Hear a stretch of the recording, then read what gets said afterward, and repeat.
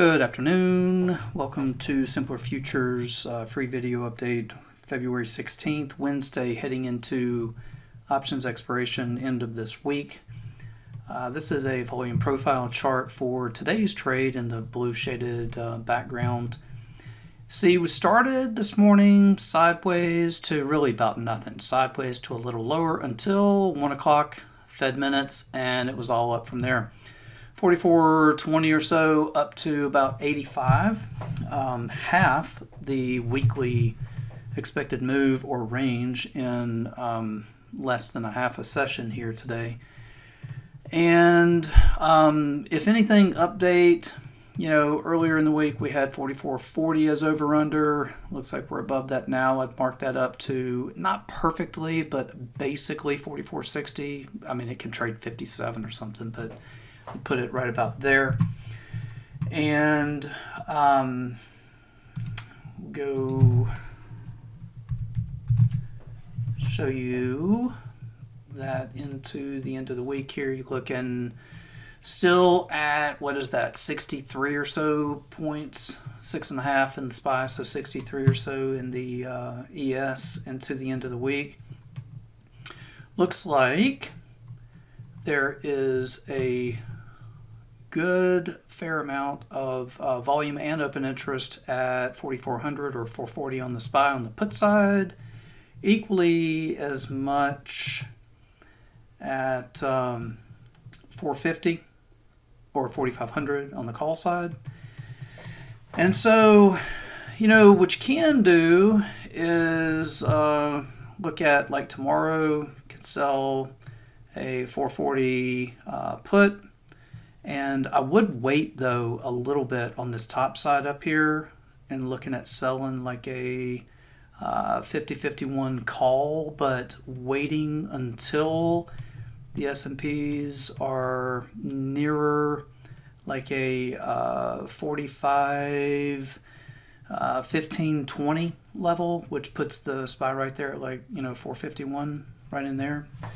And that brings in 230, 40 or so. The top side would be a little better if you wait to sell it. So that brings into, call it 40 or so credit into the end of the week. Looking for this thing to, the idea there would be settled between 44 and 4,500.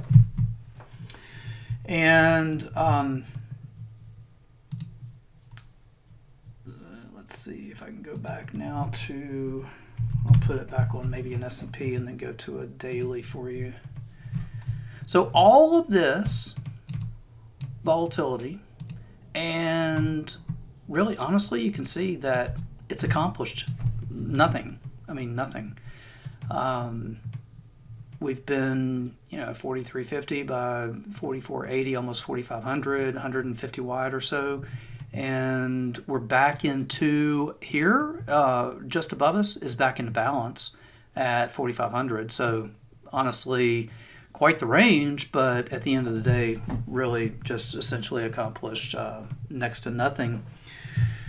So the idea there would be a little bit more follow through to the upside tomorrow, and then settle down Friday between the 44 and 4,500 with the idea of showing you that opportunity to maybe sell a little SPY premium for premium capture into the expiration at the end of the week. I'll show you some trades that I do like, though. Like this one, Nat Gas, and I'm getting fresh new buy signals. I started back into this at the lower end of this range earlier this week, and I'm doing that by way of UNG, and specifically in the options here. I'm in, I guess, these 14s. So if you can let that, and so I like it for higher.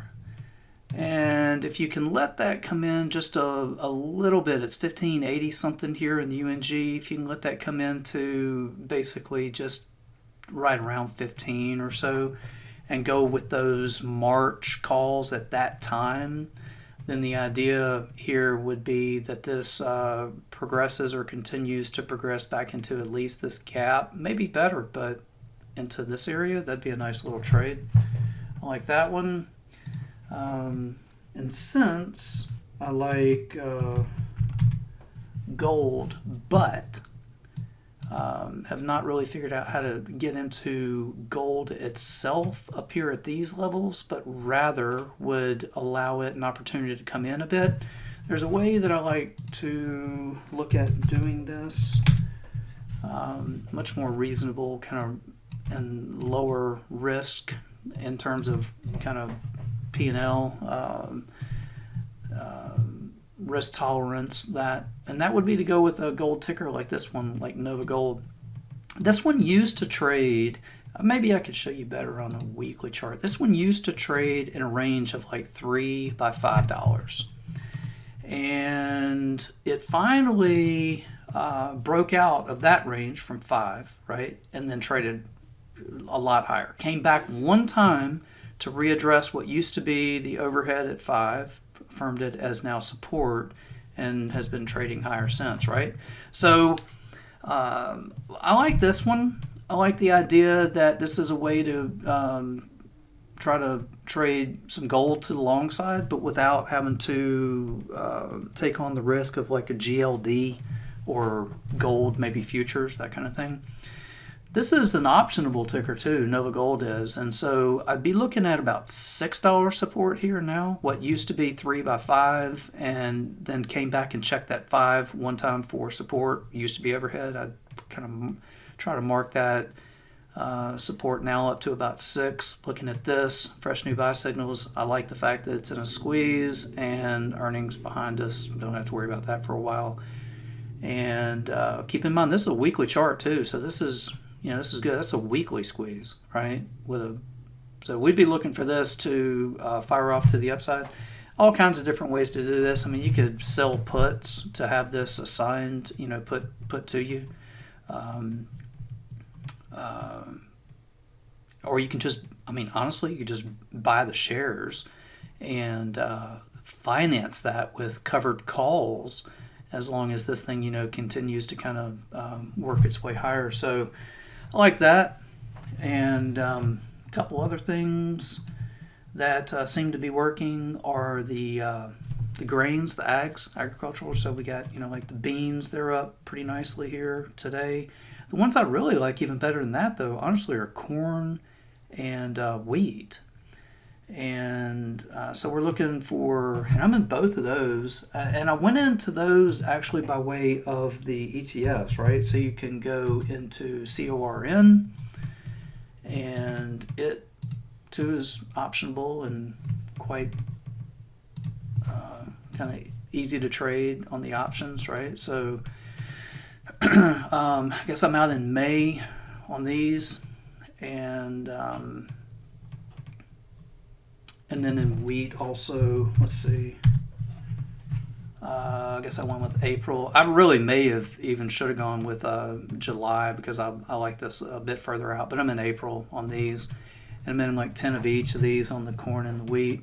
These are easy to do. You can get, it's 7.5 last. You can get like $7 calls for in the 65, 70 maybe cent range, something like that. It's pretty easy to do. You can also sell puts to have it, put to you. But I like these charts. You got squeezes, got buy signals, and that's on a weekly chart, so that's good. And that's in the wheat, and the same kind of thing with the corn. You can see this is progressing pretty nicely. Now, real quick, let me show you. Instead of the ETF, let me just kind of go to the futures contract and get an idea of some of the prices that I'm trying to target here on the futures contract. I'm looking a lot higher, okay, but first and foremost, I've got this initial target objective here in the futures at $7.15. And then after that, we'll talk about even maybe higher than that. But and And then on the wheat, actually, let me look. I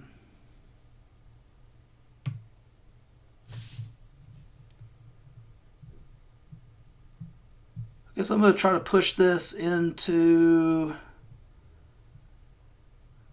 just right in these highs up there, right in the the 8.5, and then maybe even higher, but initially like 8.5 and maybe up into 9, that kind of thing. And of course you can do this in the futures, but like I say, you can also do it in the ETF and do it with options, which makes it a bit more palatable for a lot of folks. So listen, I hope this helps. Mindful of the fact that as we go back, take one last look at the S&Ps again, take it back to a daily. We're just back. We're just back in the range. We've been in this range for weeks now, largely trading 44 by 4,600, and here we are approaching balance at 45. So if you can, whatever you can make of that, it doesn't appear that there's a lot going on here, which has me looking elsewhere, and that's why I'm going out looking at some other things like nat gas and some of the ags like the wheat and corn and other commodities too, gold, and got some things coming up that I'm really stalking and looking for in copper also. We'll do one of those at a future update when the price looks right, but that's going to be a long, maybe from a little lower, but long copper. Some ideas. So hope this helps. You guys have good trading, nice evening, and look forward to being with you again here at one of the next updates. Good night. Without simpler trading, I could not have financial independence.